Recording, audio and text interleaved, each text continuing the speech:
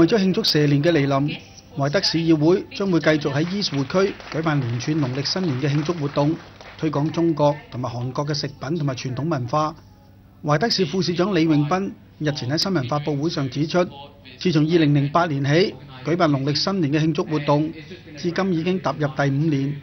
今年得到更多嘅贊助機構支持，使到農曆新年嘅慶祝活動相信會更加熱鬧。唔經唔覺咧，已經過咗5年啦。咁今年咧已經係我哋第5年搞辦呢個農曆新年嘅慶祝活動喺呢個 Eastwood 嗰度。咁每年咧都係搞得更加大、更加熱鬧。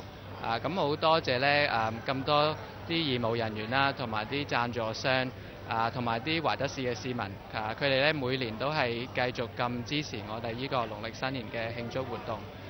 身為 Y 區州議員嘅公民事務廳長多明尼路表示，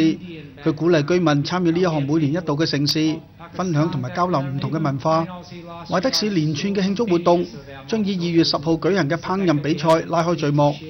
今年嘅比賽更首設青少年組獎項，俾社區裏邊嘅年青人參加角逐今次嘅賽事。此外，將會再次獲得社區領袖同埋嘉賓參加比賽，其中包括多明尼路廳長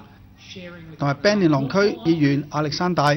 兩位名人將會一較高下廚藝。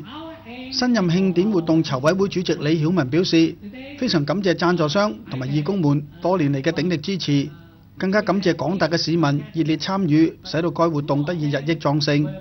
除咗烹飪比賽之外呢，我哋咧喺嗰個主要嗰日呢，就係2月23日呢，亦都有一個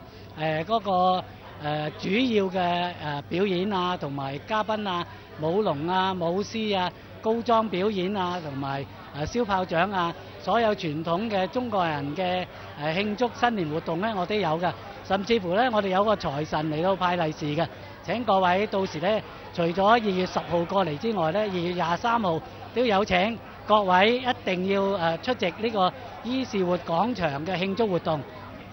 查詢有關農曆新年慶祝活動，可以致電下列電話